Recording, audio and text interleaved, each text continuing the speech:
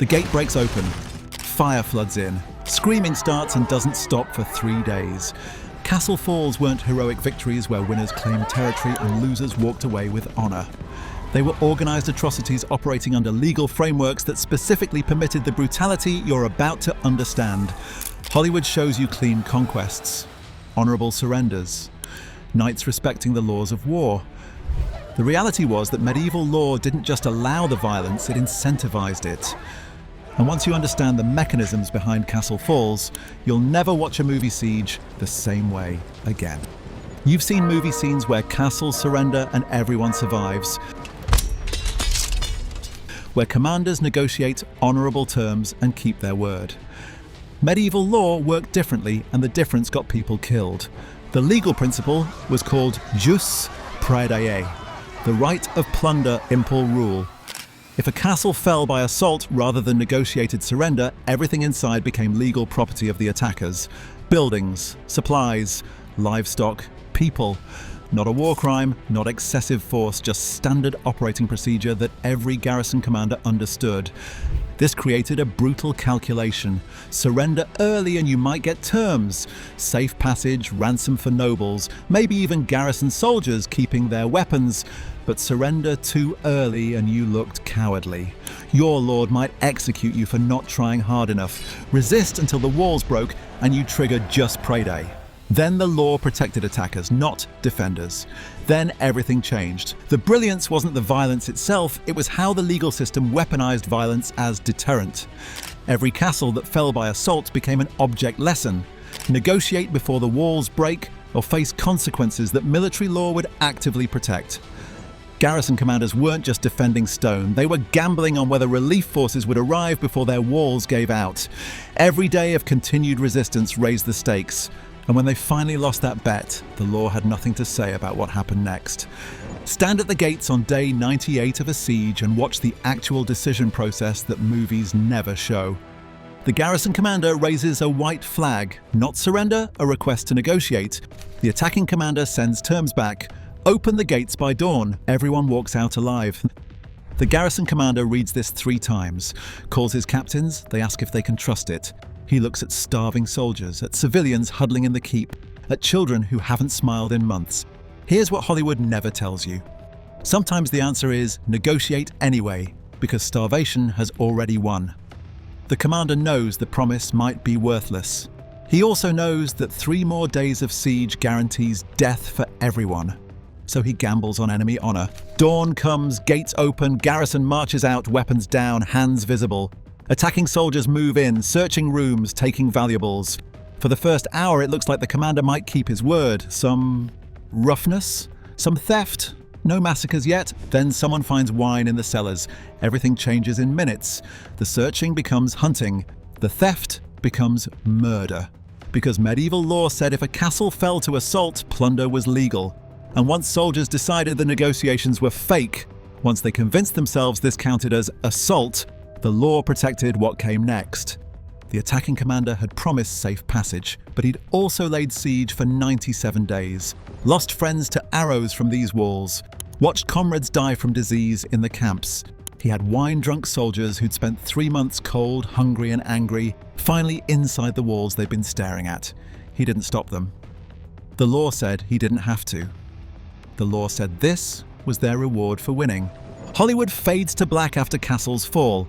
The actual process was structured, systematic, and legally protected for exactly 72 hours. Soldiers moved methodically through the castle, searching for valuables, not random chaos. Organized looting. Officers directed teams to specific buildings: treasury, armory, lord's quarters, chapel. Everything worth stealing got marked and claimed. Garrison soldiers who'd surrendered died during this phase, not always quickly. After 3 months of siege, attackers had specific grudges to settle. A garrison captain who dropped his sword might get killed anyway because surrender meant disarming, not surviving. Military law distinguished between the two. Soldiers rarely bothered with the distinction. Alcohol changed everything. Wine, ale, whatever soldiers found in storage. Combined with months of pent-up rage and the legal protection of Jus Praedae, this created what medieval chroniclers called furor militum, soldiers' rage. Civilian casualties started here, not soldiers killing soldiers anymore. Soldiers killing anyone they found, women, elderly, children. The legal framework made no distinction during a sack. Everyone inside the walls was plunder. Sexual violence spread systematically. Soldiers had been outside the walls for 3 months. Now they were inside with legal protection and no commander stopping them. Contemporary chronicles describe this with euphemisms. The usual outrages. What customarily happens, the rights of soldiers. They knew, everyone knew, the law allowed it. Churches offered no protection, sanctuary was church law, but church law only worked when someone enforced it, and the only people with weapons had decided ecclesiastical rules didn't apply today. Priests died defending civilians. The civilians died anyway. Sacred ground meant nothing to men with swords and legal permission. Once soldiers sobered up, the real conquest began. Everything valuable got inventoried and removed. Everything else got destroyed. The great hall that stood for 200 years burned. Tapestries that took years to weave burned. Libraries full of books burned. Not vandalism, strategy. Destroy what you can't steal so enemies can't ever use this castle again. Food stores that could feed survivors for months contaminated or burned. Wells filled with corpses and refuse.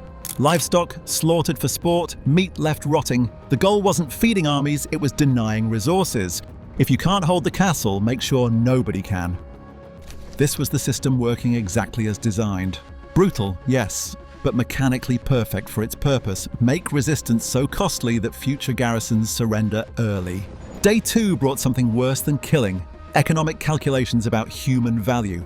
Survivors got herded into courtyards. Soldiers walked between groups, pointing, sorting, deciding individual fates based on cold financial logic that had nothing to do with mercy and everything to do with profit. Nobles, wealthy merchants, anyone who looked like they could pay. These survivors got separated and treated relatively well. Not from kindness, from economics. Dead nobles couldn't pay ransom. Damaged nobles paid less. Ransom rates were standardized. A knight might be worth a year's income from his estates. A merchant's ransom equaled his business assets. The system was so routine that professional ransom brokers existed to handle negotiations. Everyone else worth selling. Healthy young men for labor, women and children for domestic service, craftsmen with valuable skills. These survivors went to slave carts, families got separated, children torn from parents, siblings divided. They'd be sold in markets hundreds or thousands of miles away and never see home again. Medieval slavery wasn't chattel slavery like later Atlantic trade, but it was permanent displacement with no legal protection. Enslaved people from Castle Falls disappeared into Mediterranean markets, Eastern European estates, or North African households. Survival rate for the journey, roughly 70%. Everyone too old, too young, too sick, or too numerous to bother transporting. These survivors had no economic value. Some got released to starve on roads. Others died where they stood because killing them was easier than managing them. An old woman holding her granddaughter's hand. Soldier points at the girl. Not the grandmother. The grandmother says no. Soldier hits her. She doesn't let go. He hits her again. She falls but maintains her grip. Another soldier just takes the girl anyway. The grandmother dies there. Maybe heart attack. Maybe she gives up. Death might be the better outcome today.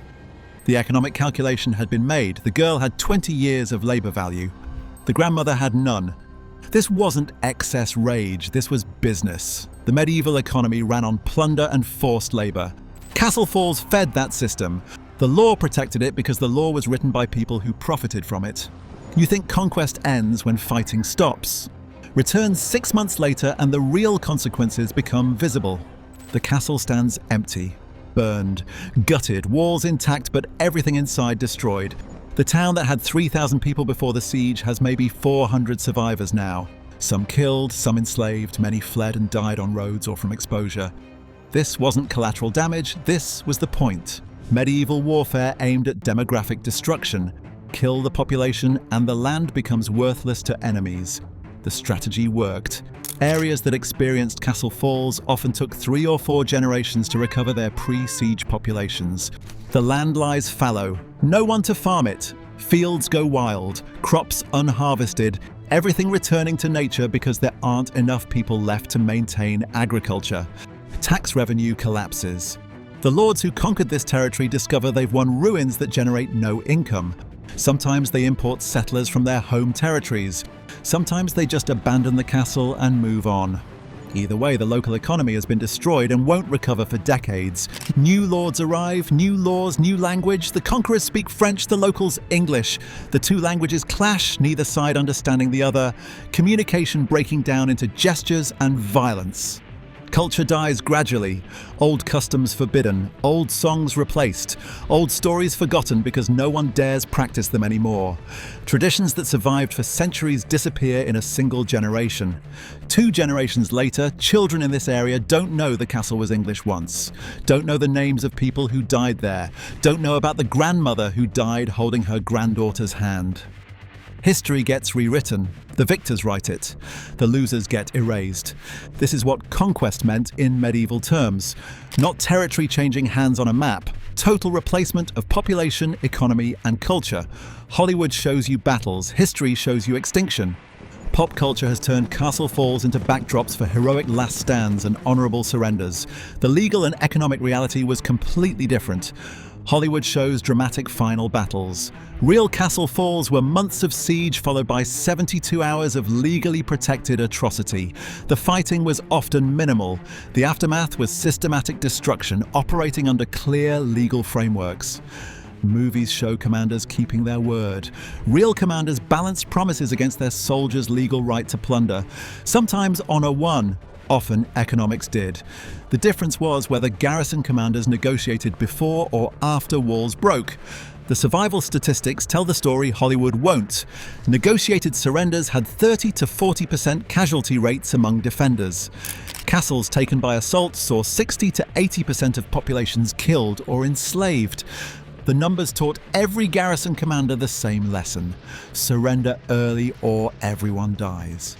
But here's what makes this even more disturbing. None of it was illegal. The attacking commander who allowed the 72-hour sack never faced consequences, never stood trial. He conquered 3 more castles and did the same thing each time. Got richer, got promoted, got famous. The system worked exactly as designed. Jus Praedae made resistance so costly that most castles negotiated rather than fought to the end. The occasional horrific example where walls broke and laws unleashed soldiers kept future defenders scared enough to surrender early. That's why Hollywood misses the point. The true horror wasn't that bad things happened during war, it's that the legal system deliberately weaponized atrocity as military strategy. That commanders calculated precise surrender timing based on survival statistics. That the entire system ran on making examples of people who resisted too long. The laws of war weren't designed to protect anyone. They were designed to terrorize defenders into compliance. Castles weren't dreamlike fortresses or fairy tale homes. They were pressure points in a system that used legally protected brutality to control territory and population. Behind every stone wall was a garrison commander doing math. How many days until relief arrives versus how many days until the walls break and the law stops protecting us. Forget the Hollywood fantasy. Real medieval conquest was calculated, systematic, and built on legal frameworks that made atrocity into policy. When armies came, castles didn't just defend land. They defended populations from a system that viewed people as economic assets to be extracted or destroyed. The siege lasted 98 days. The fall took 3. The consequences lasted generations. That's what castle falls really were. Not strategic victories, but organized destruction using law as weapon and terror as strategy. And every survivor carried those 3 days forever, proof that the real horror of medieval warfare wasn't the violence itself, but that everyone involved understood the violence was legal, normal, and would happen again at the next castle that resisted too long.